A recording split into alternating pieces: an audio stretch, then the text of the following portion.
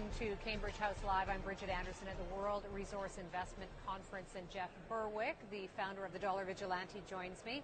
Jeff, let's start off taking a look at something that you said recently, because I want to get behind that. You were saying that we're going through a paradigm shift in the markets, and I think many people would agree with you on that. So tell me your reasons for saying that. There's so many things going on right now in the markets, it's really almost schizophrenic. And talking about gold is one example. You look at what happened in Cyprus, major problems in the financial system, and you look at things like Bitcoin as well. During that collapse in Cyprus and the total confiscation, daylight robbery of funds of Cyprus, which is going to happen as well in Italy and Spain, it's going to happen throughout Europe, gold barely moved at all. It was up $5 that day, I believe, and the next day was down $5. Bitcoin, on the other hand, was $35, and it went to a peak of $250 during that same time period. So we're seeing all kinds of interesting things, and as well with gold.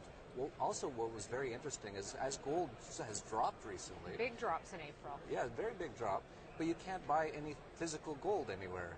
There's a lot of schizophrenic is the best word for it. Yeah. I think what we're seeing is a definite segregation between paper gold price and physical gold price. And the paper markets are obviously quite controlled and manipulated. Whether you want to go into major conspiracies or not, it definitely is something going on there, as was shown during that Cyprus escapade.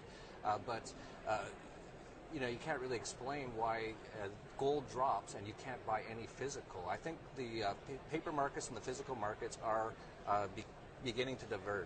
And I actually also believe that within the next few years, you probably won't be able to buy physical gold or silver at any price for fiat currency. Well, let's stick with paper assets, because your skepticism also includes stocks. So what do investors, should they own any paper assets at all? It's definitely the most dangerous time in human history for capital right now. Many people don't realize, because if you watch CNBC or you watch your typical media, they tend to say, oh, it's green shoots or it's a recovery. But there's major systemic problems that are actually behind the scenes. George Soros said in 2009 that the financial system collapsed. I agree with him, and I rarely agree with George Soros. But all they're doing is papering it over. They're printing money. That's what all these QE to infinity, just printing money, trying to make it appear like the system is okay, but it's actually massive systemic problems with the system. It would have collapsed in 2008 if they didn't just continue to print money. And now all they're doing is printing money to try to make it appear like the system is still solid. And what do you think is the implication of continuing to print money for that then? Well, I mean, where do you see this going? Zimbabwe, Argentina, that's always the case. As you print large amounts of money, it always goes into eventually some sort of hyperinflation. And you don't think that's too extreme of you? Not at all. That's exactly what they're doing right now. The Federal Reserve has never printed this amount of money ever in its history. It's been over 10% per year of money printing for the last 5 years. They're manipulating interest rates at 0%. Ben Bernanke has said he's going to keep it there until 2015. I believe they're going to keep it there until the system collapses, because there's so much government debt now at $17 trillion. If they were to allow the interest rate to rise to a normal market level, which would probably be well over 10%, $17 trillion would be $1.7 trillion per year just in interest payments alone. That's almost the entire tax theft extortion revenue of the U.S. government. And is this where your interest in Bitcoins came in then? And maybe before we even get started on that, maybe you need to educate us a little bit about what it is. Sure. I'm really excited about Bitcoin because many people used to ask me, they would say, well, if these fiat currencies are going to collapse, what's going to come in its place? And I always used to say the free market, private enterprise will come up with a solution, whether it be gold or silver or something else. And Bitcoin is the first free market private money created. It's a completely electronic currency. There is no central Bitcoin servers, so you can't. The U.S. government right now definitely sees it as a threat. They're trying to shut it down any way they can, but they can't. It's a beautiful thing. It's not based in any one location. It's like a torrent. There's no way to actually shut down Bitcoin. And so we could actually see Bitcoin become a real currency that people use in their lives. Well, I was going to ask, what's the practical application of it right now? I mean, are people using it in that way, or are we not quite there? It's just growing. It started in 2009, which was almost perfect because that was when the last sort of collapse happened. And since that time, it's grown. This year has seen massive growth. You're seeing people all over the world starting to use it, especially in countries where they have capital controls, where their currencies are already advanced to the point where they're in collapse. Places like Argentina, Iran, people are starting to use it.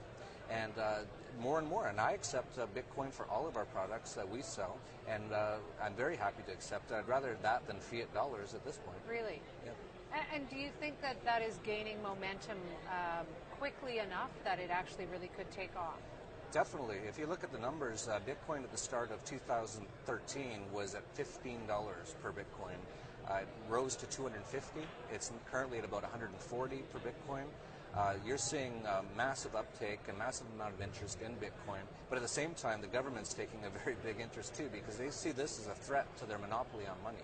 Now, you recently, you were about to get involved, or were going to get involved in a Bitcoin ATM, and explain to me what that was. I'm very excited about Bitcoin, as I just said, so I'm looking to get into any Bitcoin enterprise I can. I'm sorry to say, or sad to say, that because of all the government regulation in the U.S., it looked like it pretty much would be impossible for us to do that in the U.S. We looked into it. We were going to launch our first Bitcoin ATM machine, which would allow people to buy or sell Bitcoins for fiat currency. And we talked to some lawyers and all the same people you always have to talk to, and we were under the thumb of 4 different regulatory agencies in the U.S., the least of which was we would be considered a money transmitter, sort of like Western Union. Right. And you need a $25 million insurance bond just to be in that business. This is how the fascist companies in the U.S. keep out smaller competition, and they do it in every single industry. And do you think then this Bitcoin ATM idea could take off in a different jurisdiction? Yeah, definitely. There's potential, but I think more and more countries around the world are starting to realize that it is a threat to their monopoly on money. There are places that are more open to it, though. And the places in Canada actually recently came out and said that they're more open to it than the U.S. And any country who grabs onto it and actually allows Bitcoin to happen will have an advantage if Bitcoin continues to rise. And the U.S., as usual, will not allow it to happen, and it will continue just another nail in the coffin of them destroying their economy by not allowing innovation. Now, you split your time between Mexico and Chile right now. Is it one of these jurisdictions, perhaps, that might embrace it? It's possible. I can't talk to them all. Every country's different, but almost every country on earth now is a central bank, and they have a monopoly on money, and they don't want competitors. And so you could see it go into a place like that and not be too obstructed by the government, but once it starts to get more popular, they'll get more involved and squash it. But the key point about Bitcoin is you don't need a Bitcoin ATM to have Bitcoin, so it can be all done over the internet. The reason we were trying to do a Bitcoin ATM was just to make it easier for your average person on the street to buy and sell Bitcoin. Well, and I think that's the obstacle right now, is that the average person doesn't quite know how to use it practically, or how do I obtain it? And so it's going to be that educational process. Definitely, and there's hundreds of companies sprouting up around the world, all finding solutions, finding ways for this new currency to thrive.